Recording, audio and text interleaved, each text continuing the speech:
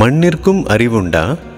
தன்னில் விழுவது எதுவாயினும் அதில் எதை விளையச் செய்ய வேண்டும், எதை மக்கச் செய்ய வேண்டும் என்ற பேரறிவு கொண்டது இம்மண். இந்த மக்கிய சத்துக்களையும் எவ்வாறு உணவாய் விளையச் செய்ய வேண்டும் என்ற அதிசய அறிவையும் கொண்டது இம்மண். நம்மை உயர்த்திணையாய் எண்ணும் நாம் மண்ணை அக்ரிணை என்று கூறி கொள்ளை லாபம் அடைவோம் என்றெண்ணி நமது அன்றாட விவசாய முறைகளை மறந்து இரசாயன உரமிட்டு மண்ணில் விஷமிட்டு சிறிது சிறிதாய் அதன் உயிரை கொள்ளையிட்டு விளைந்த விஷத்தில் விருந்து கொடுக்கும் நாம் உயிர்த்திணையா? இம்மண்ணை உயிர்ப்புடன் மீட்டு நம் பிள்ளைகளுக்கு கொடுக்க வேண்டாமா? மண்ணை தாய் மண்ணுன்னு சொல்லுவாங்க. இந்த மலடாக இருக்கிற மண் உயிராக மாறுறத கண் முன்னாடி பார்த்து இது லாபகரமான தொழிலாக பார்த்து நான் எங்களோட வாழ்க்கை பிரமாதமாக ஆனதுக்கப்புறம் இது யாருக்காவது பரிமாற முடியுமா, இது எப்படி கொண்டு போய் சேர்க்கறது, மற்ற விவசாயிகள் சொன்னால் புரிஞ்சுக்குவாங்களா, இந்த கேள்விகள் நிறைய இருந்துகிட்டே இருந்தது. இது எப்படியாவது மக்கள் இதை புரிஞ்சு பண்ணிட்டாங்கன்னா விவசாயிகள் கடன் மற்றதெல்லாம் இல்லாமல் நல்லா இருக்கலாமே, லாபகரமாக இருக்கலாமே, இது எப்படி பண்ணுறது ஒரு ஆதங்கம் இருந்துகிட்டே இருந்தது. எந்த ஒரு விவசாயியும் அந்த பூமி தாயை படைச்சிட்டு தொட்டு வணங்கிட்டு தான் ஒவ்வொரு விதையுமே விதைப்பாங்க. இருந்தாலும் அவங்க இந்த தாய் இறக்குற தருவாயில் இருக்காங்க அப்படின்றது அந்த விவசாயிக்கு தெரியல. கண்டிப்பாக அவங்களுக்கு தெரிய வந்ததுன்னா இதை கண்டிப்பாக காபந்து பண்ணுவாங்க. எப்படின்னா எந்த ஒரு பிள்ளையும் தாய் இறந்து போகணும்னு நினைக்கவே மாட்டாங்க. அந்த மாதிரி எந்த ஒரு விவசாயியுமே இந்த மண் அவங்க தாய் மண் அழியணும்னு நினைக்கவே மாட்டாங்க. மண் மாற மாற மாற எல்லாமே மாறிடும். இந்த மண் உயிராக அந்த உயிருக்கு என்ன வேணுமோ அது மட்டும் கிடைக்கிற அளவுக்கு இதில் விஞ்ஞானம் இருக்குது.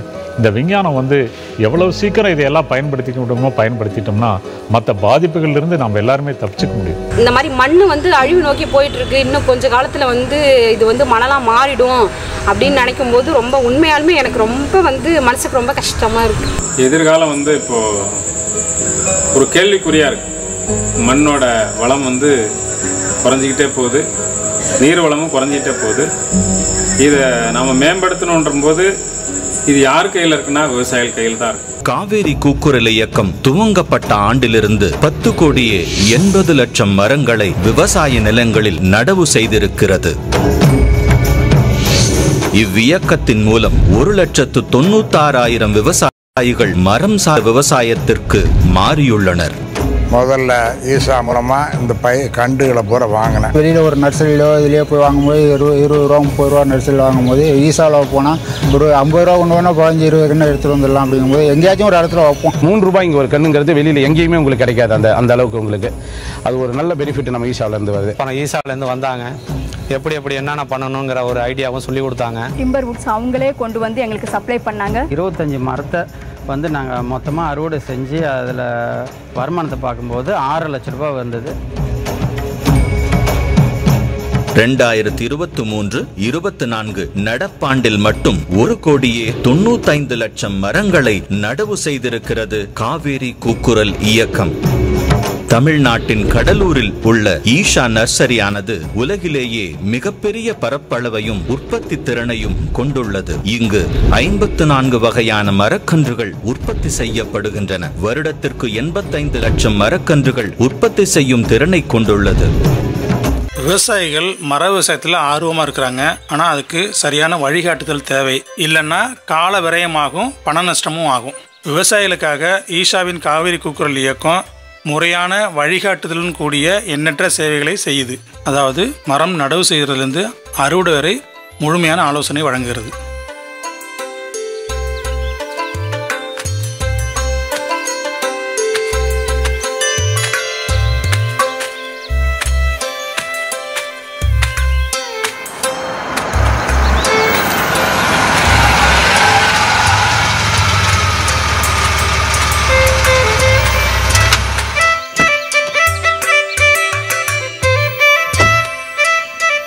வாங்க தம்பி, நல்லா இருக்கீங்களா? நல்லா இருக்கேயா.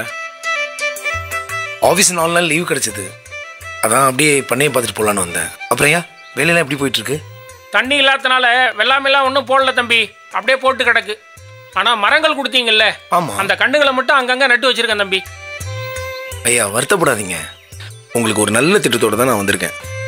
நாம் படிப்படியாக வழக்கமான விவசாயத்தை குறைச்சிட்டு மர விவசாயத்துக்கு மாறிக்கலாம். நீங்கள் ஒரு ஆளாக இருந்து மட்டுமே அழகாக பார்த்துக்க முடியும். நிலம் தண்ணி இல்லாதனால எங்கே பொட்டலாக போயிடுமோன்னு பயந்துன்னு கிடந்தேன் தம்பி. மரம் வளர்க்குறது ஒரு நல்ல யோசனை சொன்னீங்க தம்பி. ஆமாங்கய்யா, அதெல்லாம் நல்ல யோசிச்சு தான் காவேரி கூக்குரலுக்கு கால் பண்ணியிருக்கிறேன். காவேரி கூக்குரல்னா என்ன தம்பி? காவேரி கூக்குரல்னா விவசாயிகளோட பொருளாதாரத்தை உயர்த்துறதுக்கும் நதிகளை உயிர்ப்பிக்கிறதுக்கும் ஈசாவால் உருவாக்கப்பட்ட இயக்கம். இவங்க விவசாய நிலத்துக்கு நேரடியாக போய் மரங்களை நட ஆலோசனை கொடுக்குறாங்க. அது மட்டும் இல்லாமல் டிம்பர் வகை மரங்களை வெறும் குறைஞ்ச விலைக்கு 3 ரூபாய்க்கு கொடுக்காங்கன்னா பார்த்துக்கோங்களேன். நல்ல விஷயமா இருக்கே தம்பி. ஆமாங்கய்யா, இன்னைக்கு காவேரிக்கு குரல் இயக்க பணியாளர் வர்றாங்க. அவங்க கிட்ட மரக்கன்றுகள் நடுறதை பற்றி ஃபுல்லாக கிளியர் கட்டாக கேட்டு தெரிஞ்சுக்கலாம். சரிங்களா? மரக்கண்ணை நட்ட பிறகு நாம மூடாக்கு போடணும். அதுக்கு நம்ம இலைத்தலைகளை எடுக்கணும். வாங்க நம்ம சேர்ந்து போய் எடுக்கலாம். வாங்க.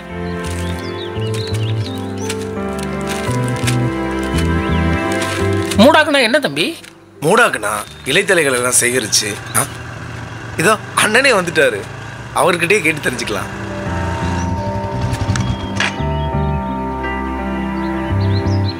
வணக்கண்ணா. வணக்கண்ணா. நல்லா இருக்கீங்களா? நல்லா இருக்கண்ணா. என்ன சருகெல்லாம் கலெக்ட் பண்ணிட்டு இருக்கீங்க? மூடாக்கு போட போறீங்களா? ஆமாங்கண்ணே, தண்ணி குறைவா இருக்கிறதுனால விவசாயம் பெருசா பண்ண முடியல. இருக்கிற தண்ணிக்கு ஏற்ற மாதிரி 2 ஏக்கர்ல விவசாயம் பண்றோம். மீதி 3 ஏக்கர்ல மரங்களை நடலான் இருக்கோண்ணே. பண்ணலாமாண்ணே? நல்ல முடிவுன்னா குறைந்த தண்ணியில் குறைந்த பராமரிப்பு செலவில் மர விவசாயம் பண்ண முடியும். மர விவசாயம் ரொம்ப லாபகரமானது, தாராளமாக பண்ணலாம். சார், மரம் வளர்க்குறத பற்றி எனக்கு ஒன்றும் தெரியாது, கொஞ்சம் விளக்கமாக சொன்னீங்கன்னா நல்லாயிருக்கும். கண்டிப்பாக சொல்லலாம்னா நம்ம மூடாக்கு போட்டுட்டு பேசலாம் இதை பற்றி. நல்லதுங்க சார்.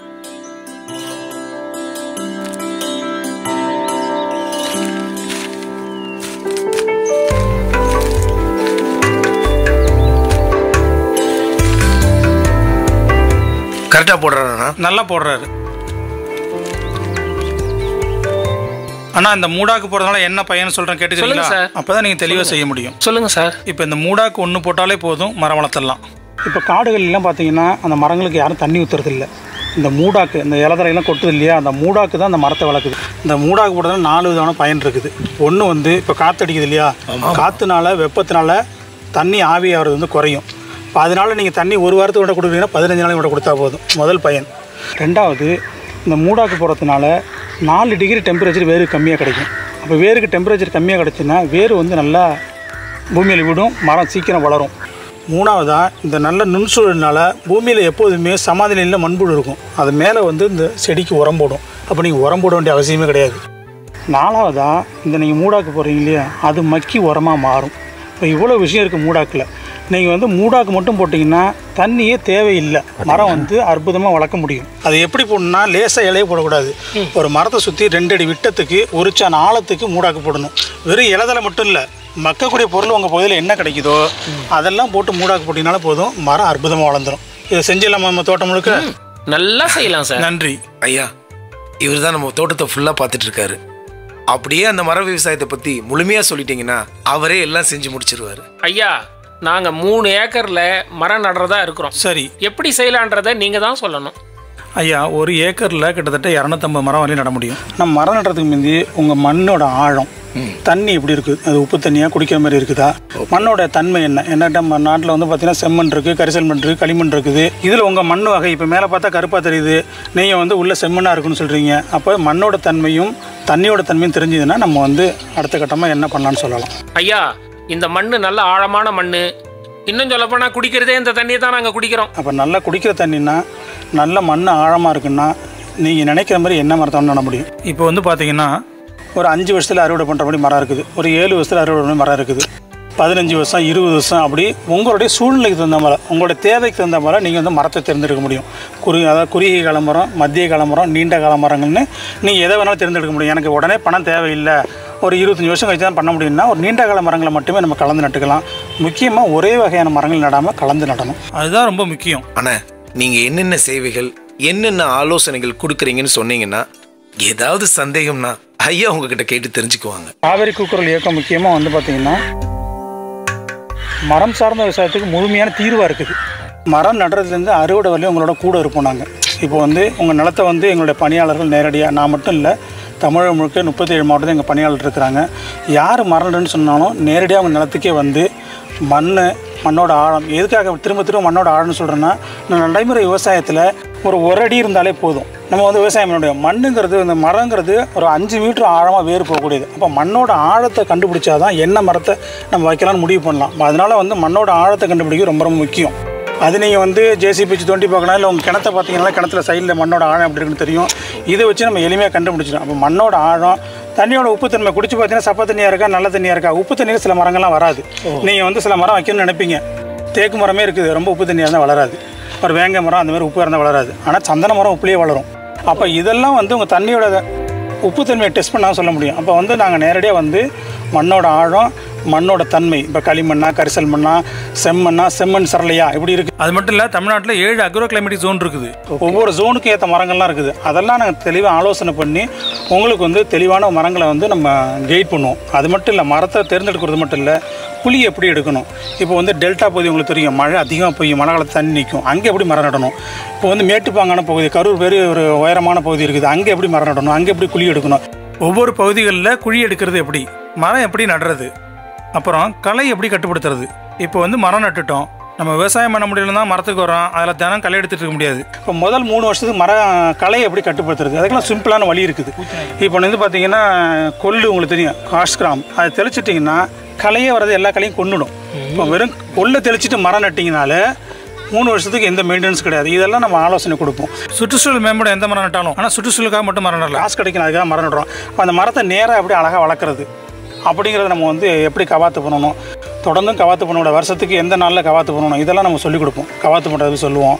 அடுத்து வந்து பார்த்திங்கன்னா தண்ணி எவ்வளோ இடைவெளியில் கொடுக்கணும், பராமரிப்பு, உரம் எதுவும் வைக்கணுமா வைக்க வேண்டாமா, இந்த ஆலோசனைகள் எல்லாமே நம்ம வந்து தெளிவாக கொடுப்போம். அதுக்கு பிறகு கொஞ்சம் மரம் வளர்ந்துருது, ஒரு 2 வருஷம் 3 வருஷம் முடிஞ்சுன்னா இன்றைக்கி வந்து சமவெளியில் மிளகுனா மலையில் மட்டும் விளையிறதில்ல, தமிழ்நாட்டில் எல்லா மாவட்டத்திலையும் மிளகு விளையிறதை நாங்கள் வந்து ப்ரூவ் பண்ணியிருக்கோம். அதுக்கான ஆலோசனைகளை நீங்கள் எடுத்துக்கிட்டு மிளகு வளர்க்கலாம். அது மூலிமா வந்து ஒரு 5ஆவது வயசுலேருந்து தொடர் வருமானம் முடியும். மரம் நட்டு 25 வருஷம் காத்திருக்கணும் அவசியம் கிடையாது. 5 வருஷம் 6 வயசுலேருந்து நம்ம தொடர் வருமானம் பெற முடியும். நீங்கள் விருப்பப்பட்டீங்கன்னா அதில் நாட்டுக்கோழி விட முடியும், செம்மறி ஆடு விட முடியும். மற்ற விவசாயிகள் எப்படி செய்கிறாங்களோ அதேமாரி மரத்துலேயும் நம்ம தொடர்ந்து வருமானம் எடுக்க முடியும். தின வருமானம், வார வருமானம், வருட வருமானம், இது எல்லாமே அடைய முடியும். மர விவசாயத்தில் தான் மித்த விவசாயத்தோட 3லேருந்து 8 பங்கு அதிகம் லாபம் கிடைக்குது. இதை கடந்த 15 வருஷமாக தமிழ்நாட்டில் நிறைய விவசாயிகள்கிட்ட ப்ரூஃப் பண்ணியிருக்கிறோம். அந்த அனுபவம் எங்கள்கிட்ட இருக்கிறதுனால இதை நீங்கள் எடுத்துக்கிட்டிங்கன்னா ஒரு மரம் நடுறது உங்களுடைய வந்து வேலையால் கம்மியாக இருக்கும், உங்களுடைய பராமரிப்பு செலவு கம்மியாக இருக்கும், நீங்களோட மெனக்கடலும் கம்மியாக இருக்குது, ஆனால் லாபம் மட்டும் அதிகரிச்சுட்டே இருக்கும். அதனால் நீங்கள் எங்களை எப்போ வேணாலும் கூப்பிடலாம். 8009 8009 கூப்பிட்டிங்கன்னா பதிவு பண்ணிட்டு 1 வாரத்தில் எங்கள் பணியாளர்கள் உங்களை வந்து பார்ப்பாங்க. நீங்கள் சொல்கிறத பார்த்தா அடிக்கடி வருவீங்க போல இருக்கு. ஐயா, மர விவசாயம் ஏற்கனவே பண்ணுற பண்ணையை ஒரு முறை நாங்கள் பார்க்க முடியுமா? தாராளமாக பார்க்கலாம். நம்ம இதுக்கான ட்ரைனிங் தொடர்ந்து நடத்திக்கிட்டே இருக்கிறோம். அதாவது காடு வளர்க்க ஒரு கலப்பயனும் ட்ரைனிங் அழைச்சிட்டு போகிறோம், தோட்டமாக அழைச்சி கொண்டு காட்டுறோம். அது மட்டும் இல்லை, ஒரு மெகா ப்ரோக்ராமாக 2 மாதம் ஒரு 1000 விவசாயிகளை கூட்டி ஏற்கனவே மரம் நட்ட ஒரு முன்னோடி விவசாய தோட்டத்தில் பயிற்சி நடத்திக்கிட்டே இருக்கோம். அதில் நீங்கள் நேரடியாக வந்து பார்த்தீங்கன்னா நீங்கள் என்ன மரம் வைக்கணும்னு நினைக்கிறீங்களோ அந்த மரத்தோட வளர்ந்த மரத்தை நாங்கள் பார்க்க முடியும். அப்போ நீங்கள் நேரடியாக ஒரு அனுபவப்பட்டீங்கன்னா உங்கள் இடத்துல வந்து நீங்கள் வந்து நம்பிக்கையோட மரம் வளர்க்க முடியும். அந்த நம்பிக்கையை வந்து காவேரி கூக்குரல் உங்களுக்கு கொடுக்கும். நல்லதுங்க ஐயா. விவசாயிகளுக்காக இவ்வளவு டீட்டெயிலா, இவ்வளவு அழகா, எல்லாருக்கும் புரியுற மாதிரி நிறைய விஷயங்கள் சொன்னீங்க. ரொம்ப ரொம்ப நன்றி. நன்றிகளாம் இல்லைங்க. தமிழகத்தோட பசுமை உறுப்பு அதிகரிக்கிறதுக்கும், விவசாயிகளோட பொருளாதார முன்னேற்றத்துக்கும், அதே மாதிரி சுற்றுச்சூழலை மேம்படுத்துறதுக்கும் காவேரி கூக்குரல் தன்னால என்று செயலை செஞ்சுட்டு இருக்குது. இதுதான் அவங்களோட நோக்கம். இதுக்காக தான் நம்ம எல்லாமே இணைஞ்சு செயல் செஞ்சுட்டு இருக்கிறோம். அண்ணா, இவ்வளவு தூரம் வந்துட்டீங்க, உங்க கையால ஒரு மரக்கடை நட்டுட்டு போங்கண்ணே. கண்டிப்பா பண்ணலாங்க ஐயா. வாங்க வாங்க, நீங்களும் வாங்க. சரிண்ணே. தள்ளுங்க ஐயா.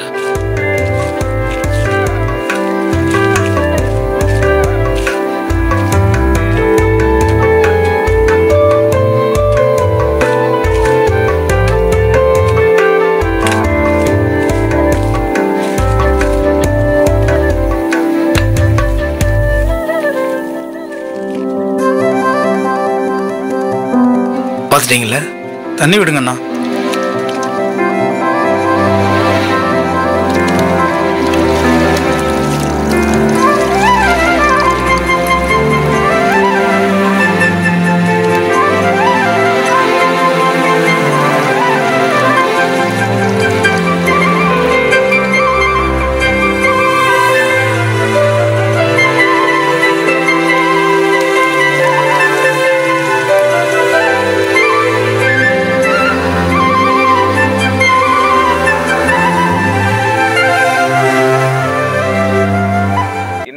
சூழ்நிலையில நிறைய இளைஞர்கள் வந்து இப்போ இயற்கை விவசாயத்துக்கு வந்துட்டு இருக்கிறாங்க. இந்த மாதிரி இளைஞர்களுக்கு வந்து ஒரு சரியான வழிகாட்டுதல் வேணும் அப்படிங்கிறதுக்காக ஒரு 3 மாத இயற்கை விவசாய களப்பயிற்சியை வந்து நம்மளுடைய பண்ணையில வந்து ஏற்பாடு பண்ணியிருக்கோம். விவசாயியோட வாழ்க்கை முறை எப்படி இருக்கும் அப்படின்னா, காலையில மாட்டு தொழுவத்துக்கு போனாருன்னா பாலை கறந்துட்டு மாட்டை எடுத்து வெளியே பிடிச்சி கட்டி அதுக்கப்புறம் விவசாய பணிகள் எல்லாமே பார்த்துட்டு கடைசியில வந்து திரும்ப மாட்டை வந்து மேய்ச்சல்ல இருந்து கொண்டு வந்து கட்டுத்தறியில கட்டி தண்ணி காட்டி கறந்துட்டு கடைசியா தீவனம் வச்சுட்டு தூங்க போவார். ஸோ அதே மாதிரி இந்த மண்ணு கூட தொடர்புல இருக்கிற மாதிரி இந்த இளைஞர்களுக்கு இந்த வாழ்வியல் முறையை வந்து பயிற்றுவிக்கிறோம்.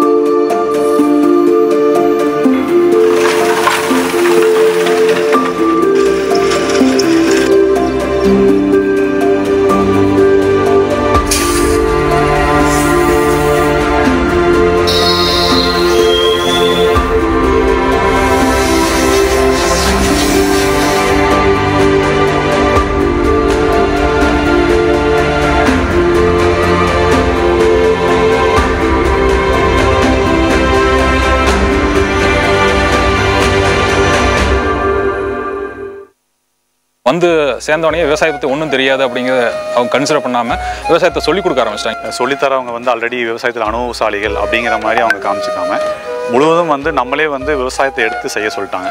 அப்போ எங்களுக்குள்ளே வந்து ஒரு தயக்கம் இருந்துச்சு, நம்ம வந்து செய்கிறது சரியாக செய்வோமா, இல்லை நம்ம தப்பாக ஏதாவது செஞ்சு ஏதாவது ஆயிடுச்சுன்னா அதுக்கு எப்படி வந்து பதில் சொல்கிறது, இப்படிலாம் இருந்தோம்.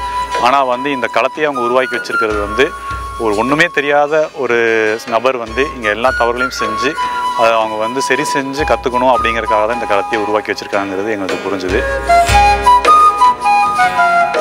நிறைய கிளாஸஸ் வச்சுருந்தாங்க. ஸோ முன்னோடி விவசாயிகள் வந்து பேசுறது, ப்ளஸ் பூச்சி செல்வமண்ணை வந்து பேசுறது, ப்ளஸ் பாரதி அண்ணா வந்து கிளாஸ் எடுக்கிறது, அதே மாதிரி ஒவ்வொருத்தரும் வந்து அவங்க கிளாஸ் எடுக்க வைக்கிறதெல்லாம் எங்களுக்கு ரொம்ப தேவையாகவும் இருந்தது. அதில் நாங்கள் நிறைய விஷயங்களை கற்றுக்கிட்டோம். நீர் மேலாண்மை, கலை மேலாண்மை, இடுபொருள் விவசாயம், இடுபொருள் இல்லா விவசாயம் பார்த்தீங்கன்னா எல்லாமே சொல்லித்தராங்க.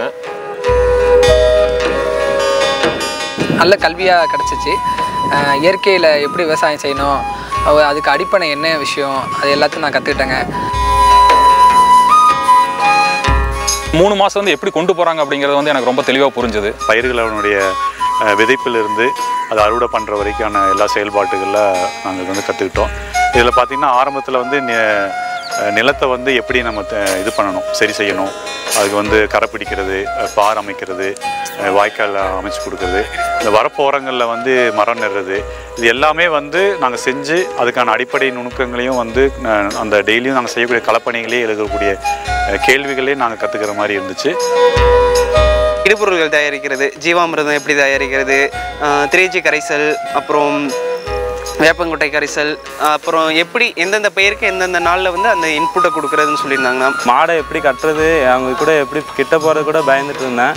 இங்கே வந்ததுக்கப்புறம் நாட்டு மாடு கூடலாம் நல்லா பழக்கம் ஏற்பட்டுச்சு, நல்லா கற்றுக்க முடிஞ்சிச்சு. நாட்டு மாட்டோட பலன் என்னங்கிறது இவ்வளோ நாளாக தெரியாது. எங்கள் ஊரில் நாட்டு மாடே நான் பார்த்ததே கிடையாது. நான் பார்த்ததெல்லாம் ஜெர்சி, இந்த கலப்பட மாடுகளை தான் பார்த்துருக்கேன். ஆனால் இங்கே வந்து தான் நான் முதல் நாட்டு மாடு எவ்வளோ வீரியமாக இருக்குது, இந்த நாட்டு மாட்டோட பால் எவ்வளவு சத்தாக இருக்குங்கிறத நாங்கள் வந்து தான் தெரிஞ்சுக்கிட்டேன். நாங்கள் தான் இனிஷியல் டைமில் வந்து வயலை ரெடி பண்ணி நாற்றுலாம் நட்டு இப்போ அறுவடைக்கு தயாராகிடுச்சிங்கன்னா 80 நாள் பயிர். அது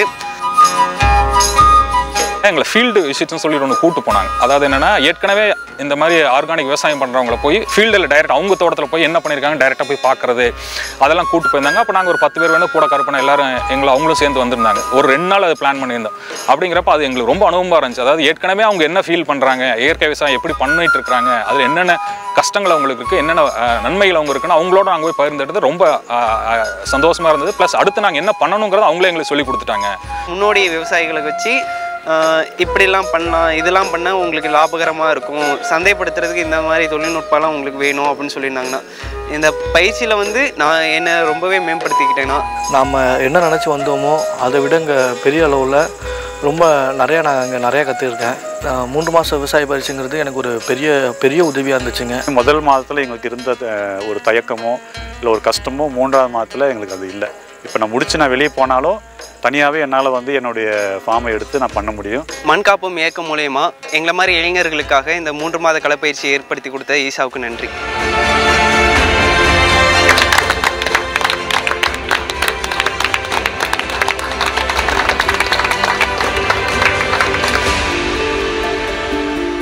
நம்மளுடைய ஆரோக்கியமும் சரி, நம்மளுடைய குழந்தைகளோட ஆரோக்கியமும் சரி நல்லபடியாக வாழ்ந்து போகணும் அப்படின்னா இந்த மண்ணு தான் வந்து ரொம்ப அடிப்படையான விஷயம்.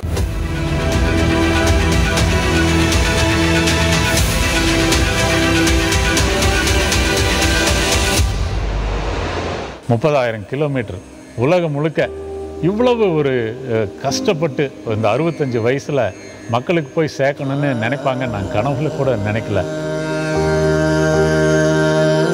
நீ அடுத்து பிறக்க போகிற குழந்தை எல்லாமே ஆரோக்கியமாக இருக்கணும் அப்படின்னு நினைக்கிறார் அவர். அதனால தான் அவர் வந்து இவ்வளோ கஷ்டப்பட்டு எல்லா நாட்டுக்கு போய் மண்ணை காப்பாற்றுன்னு சொல்லிட்டு வர்றாரு. கூட ஈஸியாக போகலாம், பைக்கில் போகிற ரொம்ப சிரமம். அது ஒரே ஸ்ட்ரெச்சில் 900 கிலோமீட்ரு ஒவ்வொரு ஈவெண்ட்டு ஃபிக்ஸ் பண்ணி பண்ணும்போது அந்தந்த நாட்டுக்கு போகும்போது ரொம்ப ஒவ்வொரு இடத்துலையும் தட்பவெட்ப சூழ்நிலை மாறும். இப்போ அரேபியன் கண்ட்ரிஸ் பார்த்திங்கன்னா வெயில் 50 டிகிரிக்கு மேலே இருக்கும். இதே வந்து யூரோப்பியன் கண்ட்ரீஸில் பூரா வரும்போது பூரா மழையும் காற்று இந்த மாதிரி இருக்கும்போது அவர் எந்த இடத்துல நிறுத்தாமல், ஏன்னா அடுத்த ஈவெண்ட் அவங்க வெயிட் பண்ணியிருப்பாங்க சொல்லி அவர் தொடர்ந்து போயிட்டே இருந்தார். ஒரே நாள் 900 கிலோமீட்டர் போகிறங்கிறது ரொம்ப பெரிய ஒரு ரிஸ்க்கான இது. அதையும் எடுத்து எல்லாம் பண்ணார். இந்த ஒற்றை மனிதன் இவ்வளவு தன்னுடைய உயிரை பணைய வச்சு உலகம் முழுக்க சுற்றுப்பயணம் செய்து மண் வளத்தை காப்பதுடைய அவசியத்தை இந்த அளவுக்கு கொண்டு போய் சேர்த்திருக்காரு. இது கண்டிப்பாக வந்து இந்த மாற்றம் வந்து உலகம் முழுக்க கண்டிப்பாக நடந்தே தீரும். மக்கள் வாழ்க்கையில் வந்து சுபிஷம் ஏற்படும்னு எங்களோட அனுபவத்திலிருந்து தெரியுது. நாம் ஏதோ ஜாதி இருக்கட்டும், மதம் இருக்கட்டும், கட்சி இருக்கட்டும், மண்ணுக்காக ஒன்றாக முடியும். இல்லைன்னா எப்படி இருந்தாலும் மண்ணில் நம்ம ஒன்றாயிடும். மண்ணுக்காக ஒன்றாயிடலாமா? ஆயிடலாமா? ஈசா வந்து இவ்வளோ பேர்த்துக்கு கூப்பிட்டு நிறைய இடத்துல ட்ரைனிங் கொடுத்து கற்றுக் கொடுக்கறது வந்து ரொம்ப மகிழ்ச்சியாக இருக்குது. சத்குரு வந்து இதுக்கு நிறைய முயற்சி எடுக்கிறாங்க. அவர்களுக்கு என்னுடைய மனமார்ந்த வாழ்த்துக்கள்.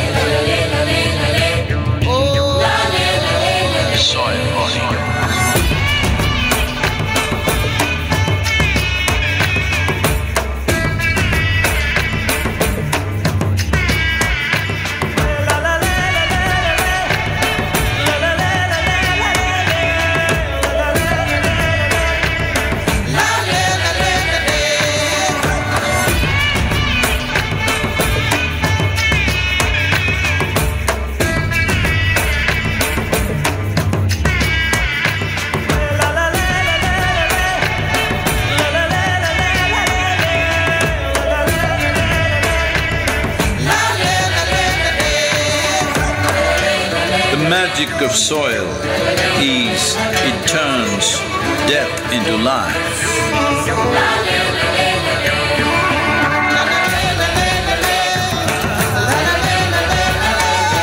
Depleted soils will not quench the fire of hunger.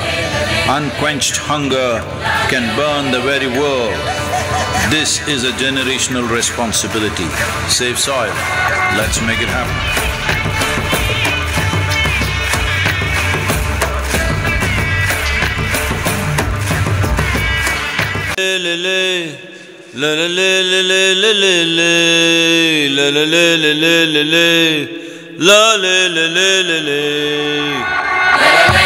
This very body is soil. My body, your body, everybody is just soil body.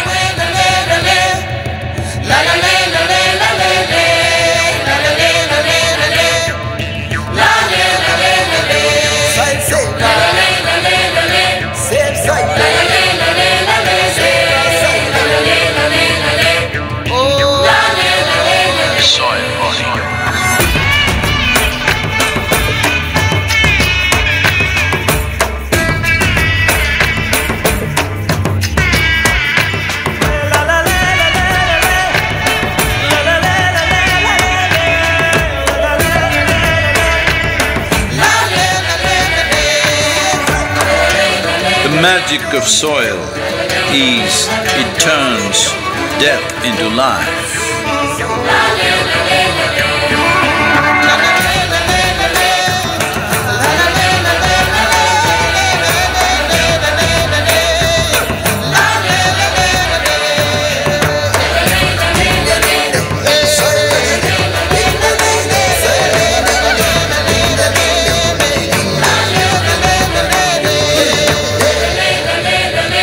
Depleted soils will not quench the fire of hunger. Unquenched hunger can burn the very world.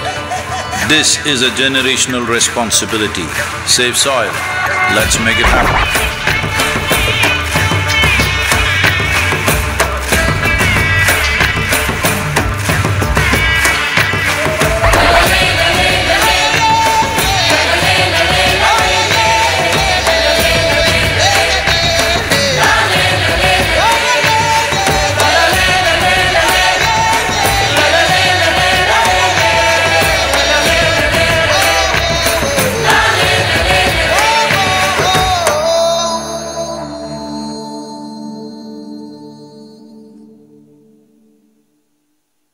Video பார்த்ததோடு நிற்காம like பண்ணுங்கள், friends and ஃபேமிலிக்கு share பண்ணுங்கள், மறக்காமல் subscribe பண்ணுங்கள். Thank you.